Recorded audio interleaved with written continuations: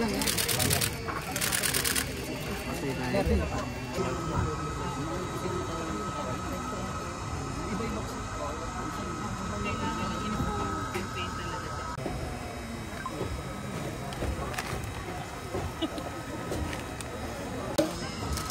Japanese kailangan mo kayo.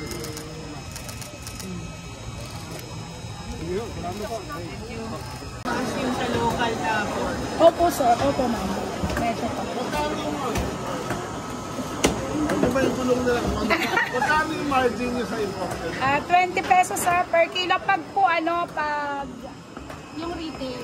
Pero pag box po, ang patong lang po is 5 pesos to 3 pesos sir. Per kilo. Po, yes po sir.